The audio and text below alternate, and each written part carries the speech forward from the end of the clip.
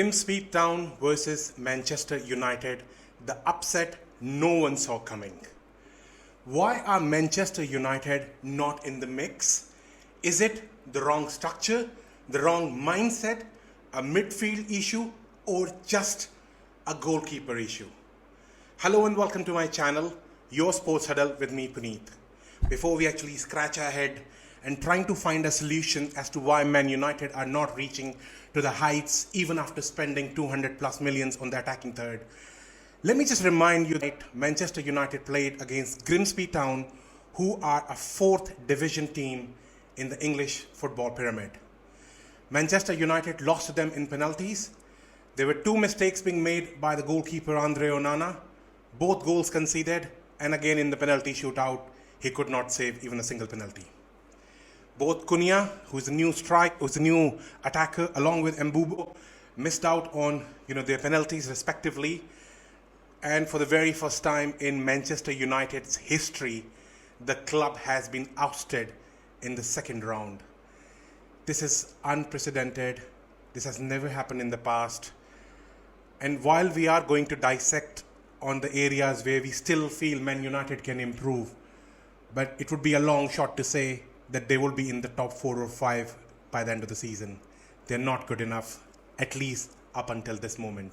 We are into game week 3 in the next couple of days, and the transfer window is about to close on Monday. So Man United still have some room to try and fix the problems which they are facing right now. The first and the huge issue United have had since last year is the performance of their goalkeeper in Andre Onana. They have spent well over 45 million to brought him a couple of years back, and unfortunately he has more mistakes in him than shot stopping. So last season I remember there was a quote from Nemanja Matic, who is an ex-Chelsea, ex-Man United player, saying that apparently Andre Onana is the worst ever footballer or worst ever goalkeeper to have ever played for Man United. And that quote has always come back to haunt Man United every time Onana makes a mistake. Are trying to find a solution when it comes to another goalkeeper, but I feel it's already too late. You should have done that job very early in the transfer window. It took them about 8 weeks to get Mbumo and Cunha over the line, when from the beginning they knew that Ruben Amorim needs these players to solidify attacking third for Manchester United. But all is not lost. But I personally believe Ruben Amorim's structure is also a major issue right now. It's not just bad luck, injuries, or just a stubborn approach. They absolutely need a midfield.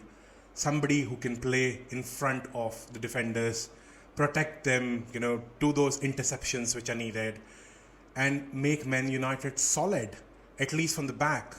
I mean, you expect your goalkeeper to play from the back, forget about it. You need a shot stopper. Somebody who can come and clear those crosses, not going with 2 hands and still missing it.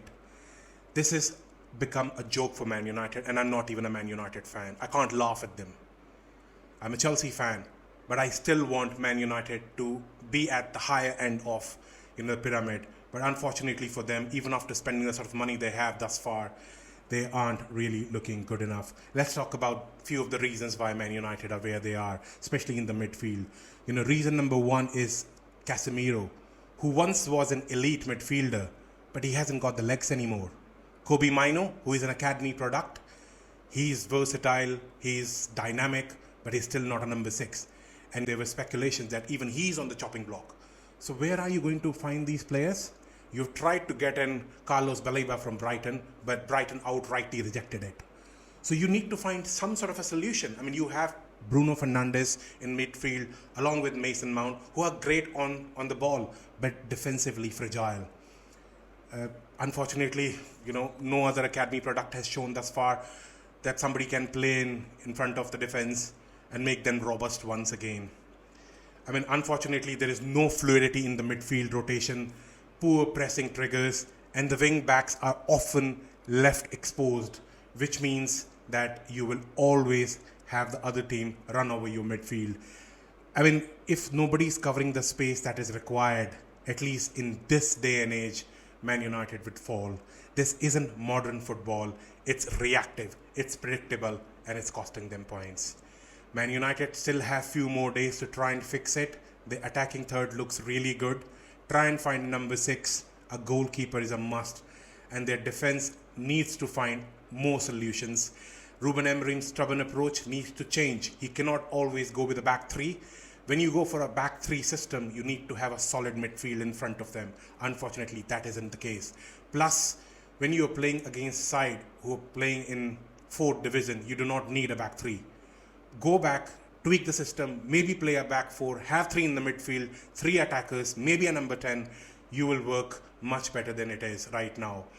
If things continue to proceed like this, your next game is against Burnley. You need to have 3 points against them. If not, the other 2 games are against Manchester City and Chelsea. You are walking on thin eggs. You're walking as a predator. So unless you fix these problems, you'll find it very difficult, Ruben Amorim that is, to continue to succeed at Manchester United.